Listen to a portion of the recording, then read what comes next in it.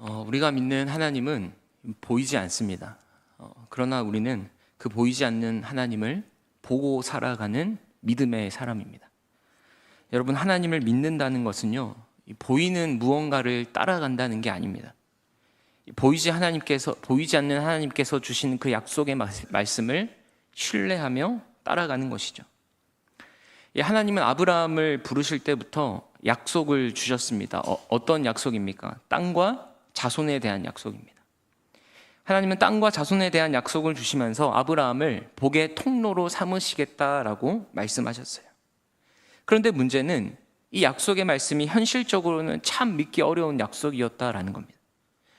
지금 아브라함은 하나님이 주시겠다고 한 그 땅에 들어와 있긴 하지만요, 여전히 그 땅은 가나안 원주민들이 살고 있고, 이 아브라함은 한낱 이방인에 불과하죠. 자손에 관한 약속도 그렇습니다. 사라를 통하지 않는 자손은 약속의 아들이 아니고 사라를 통해서만 나오는 아들이 약속의 아들이다라고 말씀하시는데, 이미 사라의 나이는 90세가 다 되었어요. 자연적인 생식 능력으로는 도저히 불가능해 보입니다. 여러분, 아브라함과 사라 얼마나 애가 탔을까요? 과연 약속이 이루어질까? 지금까지 우리가 경험했던 하나님은 분명히 전능하시고 하나님의 뜻대로 이루시는데 과연 될까? 조마조마하고 참 애타지 않았습니까? 그런데 드디어 아브라함과 사라에게 아들 이삭이 찾아왔습니다. 여러분, 사라가 이삭을 낳은 나이가 몇 세인지 아십니까? 90세입니다. 아브라함은요? 100세죠. 오늘 본문 5절에 보면은 아브라함이 그의 아들 이삭이 그에게 태어날 때에 100세라고 정확하게 나이가 기록되어 있어요. 여러분, 아브라함이 100세 때, 사라가 90세 때 아들을 낳았습니다. 이것이 상식적으로 가능한 일인가요?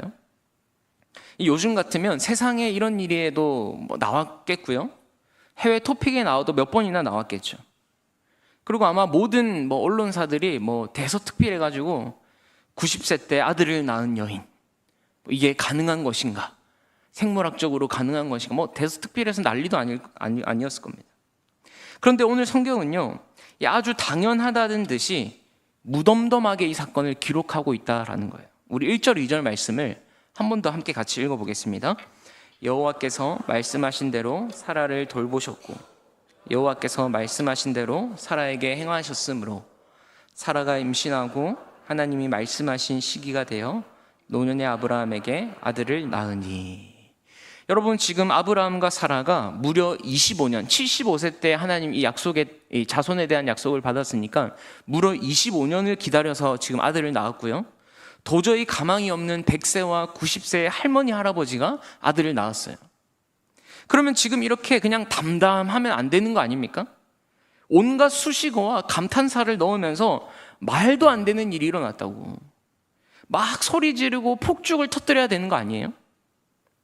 그런데 성경은요, 너무나 아무렇지 않게 여호와께서 말씀하신 대로 사라가 임신을 하고 아들을 낳았다, 이게 끝이에요. 그토록 기다리던 약속의 아들이 태어났으면 아주 길게 상세하게 묘사해야 될 것 같은데, 이 본문의 내용도 다른 사건에 비해서 굉장히 짧고요, 아주 간단하게 설명하고 있어요. 마치 이런 거죠. 이게 뭐 그렇게 특별한 일이냐 처럼 느껴집니다. 마치 이게 뭔 대수냐, 뭔 특별한 일이 일어났느냐라는 듯이 이야기하는 것 같아요. 근데 여러분, 1절 2절을 다시 한 번 더 자세히 보세요. 어떤 문장이 반복되고 있는 게 보이십니까? 여호와께서 말씀하신 대로 사라를 돌보셨고 여호와께서 말씀하신 대로 사라에게 행하셨다. 말씀하신 대로가 반복되고 있습니다. 2절에도 보시면요, 하나님이 말씀하신 시기가 되어 아들을 낳았다. 그러니까 그냥 하나님이 말씀하셨으니까 당연히 그 말씀대로 이루어졌을 뿐이라는 거예요. 하나님이 약속을 이루시는 것, 그렇게 호들갑을 떨며 야단 피울 일이 아니라는 겁니다. 너무나 당연한 일이 일어난 것 뿐이라는 거예요. 왜요? 우리가 믿는 하나님은 말씀하신 대로 이루시는 분이니까. 다른 설명이 필요 없는 겁니다. 그래서 오늘 본문은요, 이삭의 출생 그 자체에 관심을 가지기보다 하나님의 언약의 성취, 하나님의 약속이 이루어졌다라는 사실에 더 집중하고 있어요.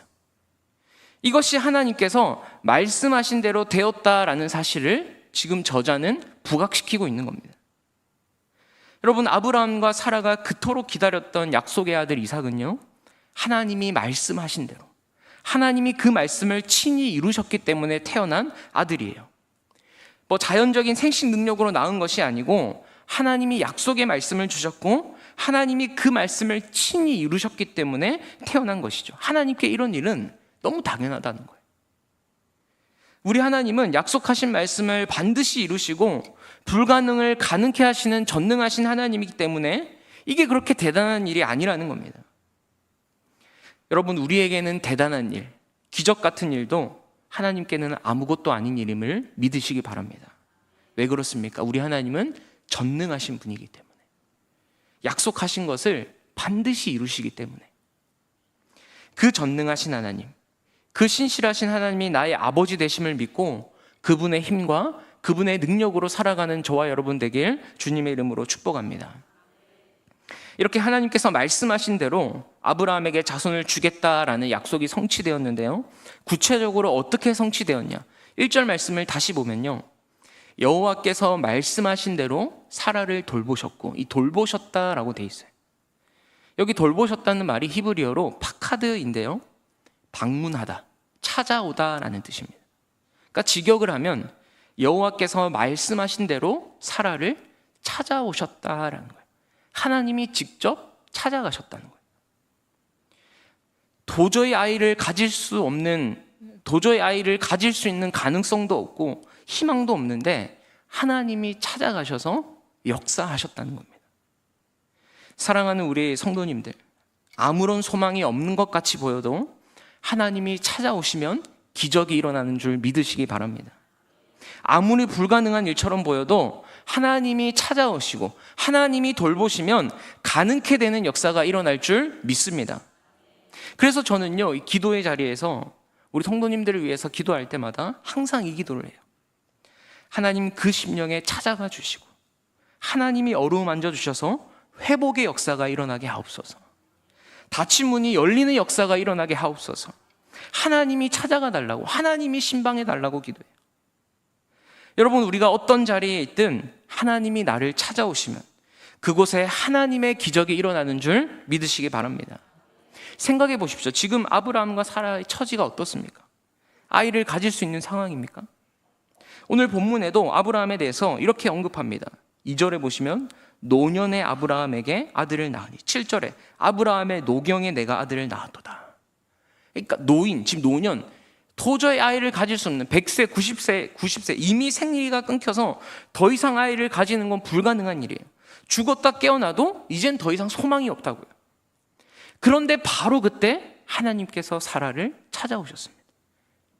나의 힘으로 아무것도 할 수 없을 때, 모든 것이 끝났다고 생각했을 바로 그때에 하나님께서 행하셨다라는 거예요.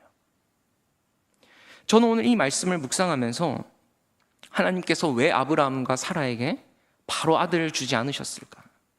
자손에 대한 약속을 주셨으면, 그것도 사라를 통해 낳은 아들이어야 약속의 아들이라고 하셨으면 좀 빨리 주셨으면 좋았을 거 아니에요. 빨리 주셔도 문제 안 되는 거 아닙니까? 근데 왜 하나님은 바로 주시지 않고 25년이나 지난 지금 주신 것일까?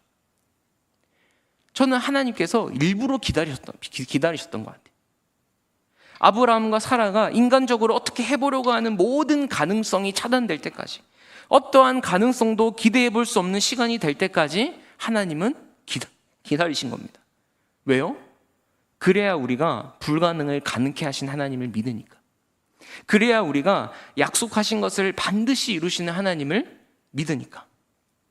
여러분, 그게 아니면 인간은요, 다 내가 했고 다 내가 이루어낸 거라고 착각하거든요. 하나님이 우리에게 약속하시면 반드시 하나님이 일하시고 반드시 하나님이 역사하실 텐데, 우리 인간은요, 일말의 가능성이라도 남아있으면 내가 잘나서 그런 줄 알아요. 내 힘으로 한 줄 압니다. 그래서 사사기에 나온 기드온의 이야기를 보세요. 하나님이 군대의 수를 줄이라고 하시면서 300명으로 미디안 대군과 싸우러 갑니다. 여러분, 왜 그렇게 하세요? 너희들이 수가 많으면 그 승리가 자기들의 힘으로 이루어냈다고 착각할까 봐. 하나님이 약속하신 대로 반드시 승리를 주실 것인데 그 승리 후에 우리가 해냈다, 우리의 수고다라는 말을 하지 못하도록, 이것은 전적으로 하나님이 하신 일이고 하나님이 아니면 도저히 설명할 수 없도록 하기 위해서 때로는 이렇게 하나님이 우리를 코너로 몰아넣으실 때가 있더라라는 거예요.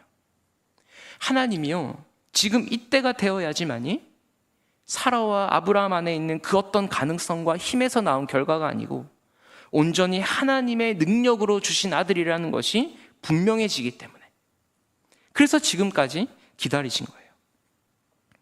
여러분, 하나님이 일하시는 시간은요, 우리가 아무것도 할 수 없을 그때에 그 시간에 하나님이 일하십니다. 그래서 때로는요, 내 능력의 한계를 경험하게 하세요. 내 능력으로 도저히 할 수 없을 그때까지 기다리게 하세요. 정말 우리를 코너로 몰아넣으셔서 아무것도 할 수 없게끔 만드시는 거예요. 왜요? 그때서야 비로소 전능하신 하나님의 일하심을 경험하게 되니까. 우리 성도님들 모두 내가 아무것도 할 수 없는 그때에 불가능을 가능케 하시는 전능하신 하나님을 경험할 수 있기를 축복합니다. 일전에 하나님이요, 아브라함에게 나타나서 이런 말씀하신 적이 있어요. 창세기 18장 10절입니다. 내년 이맘때 내가 반드시 내게로 돌아오리니 내 아내 사라에게 아들이 있으리라. 지금 이 말을 아브라함에게 한 건데 사라가 이 말을 뒤에서 듣고 있습니다. 그리고 사라의 반응이 어땠냐면 비웃어요. 우리는 다 늙었고 여성의 생리도 다 끊어졌는데 어떻게 아이를 가지겠는가? 비웃어요. 그러자 하나님이 이렇게 말씀하십니다. 14절, 18장 14절입니다. 여호와께 능하지 못한 일이 있겠느냐? 기한이 이를 때 내가 내게로 돌아오리니 사라에게 아들이 있으리라. 여러분 한번 따라해 보실까요? 여호와께 능하지 못한 일이 있겠느냐? 여러분은 어떠십니까? 우리가 믿는 하나님은 능치 못함이 없다는 것을 믿으십니까?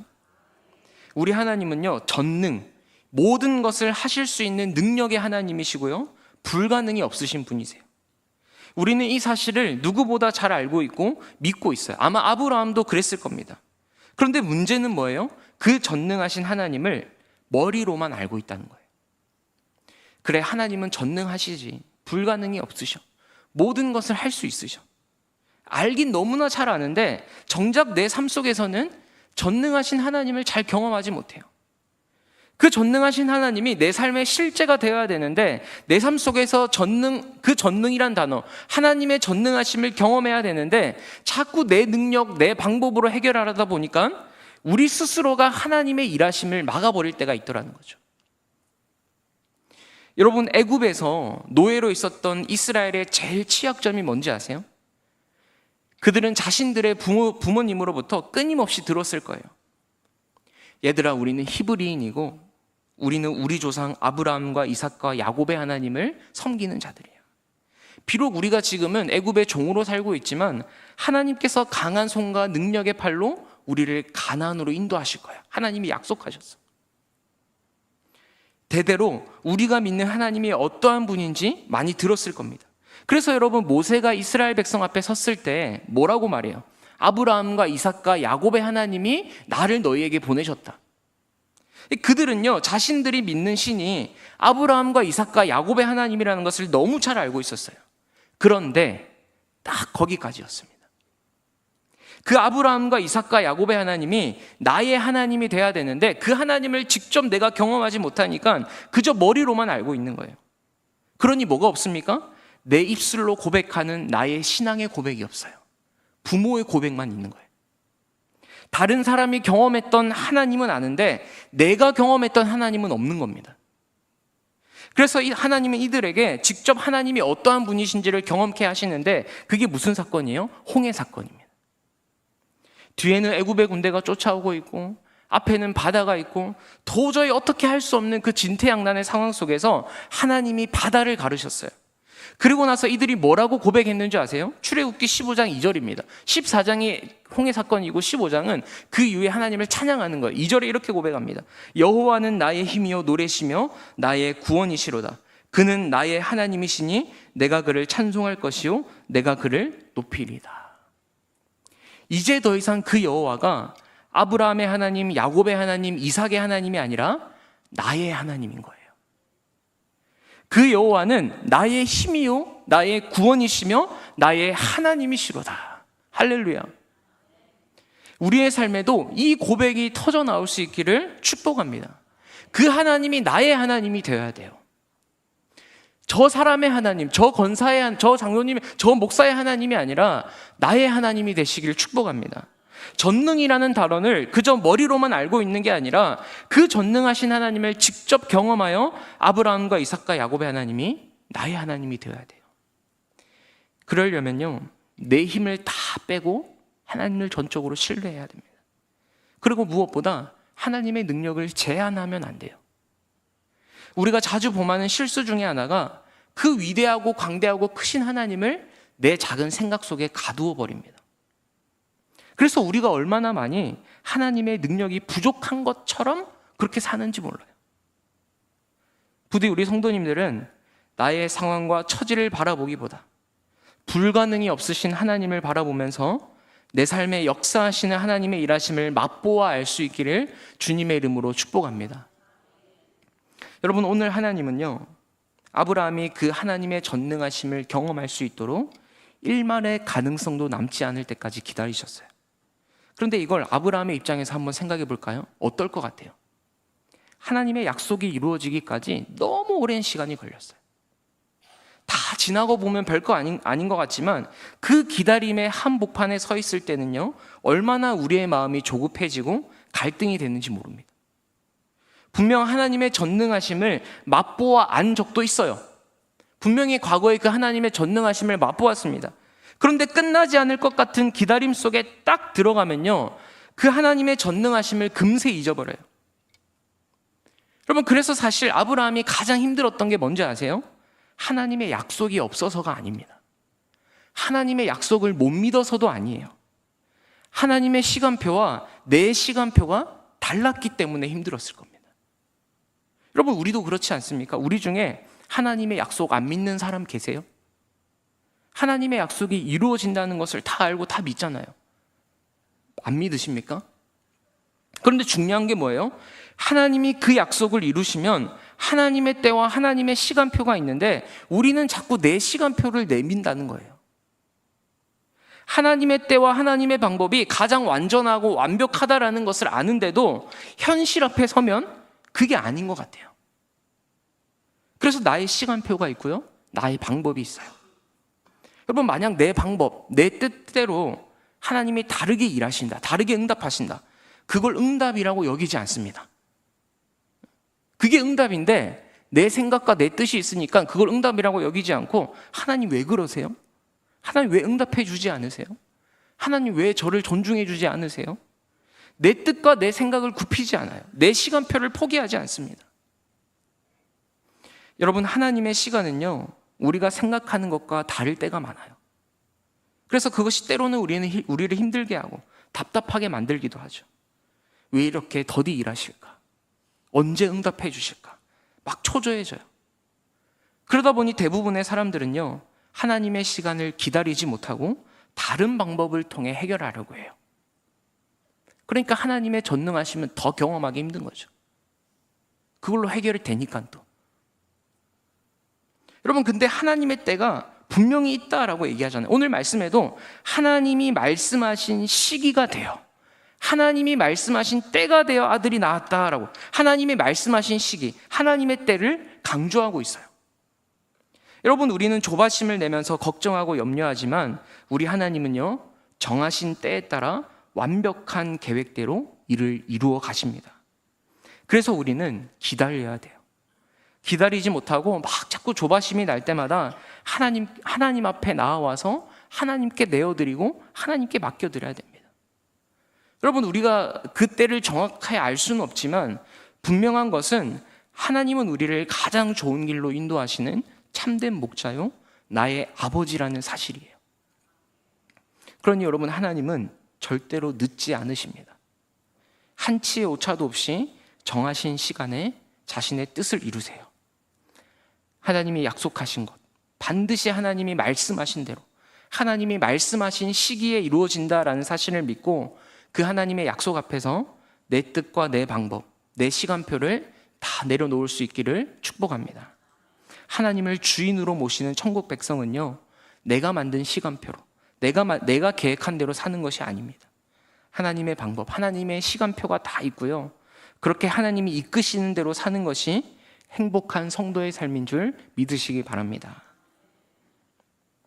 이어지는 3절에서 5절 말씀은 약속의 아들을 얻은 후에 아브라함의 반응을 보여주고 있습니다. 우리 창세기 21장 오늘 본문 3절에서 4절 말씀을 함께 같이 읽어보겠습니다. 아브라함이 그에게 태어난 아들 곧 사라가 자기 낳은 아들을 이름하여 이삭이라 하였고, 그 아들 이삭이 난 지 8일 만에 그가 하나님이 명령하신 대로 할례를 행하였더라. 여러분, 아브라함이 100세의 아들을 얻었는데 얼마나 기뻤겠어요. 근데도 성경은요, 아브라함의 반응을 담담하게 기록하고 있습니다.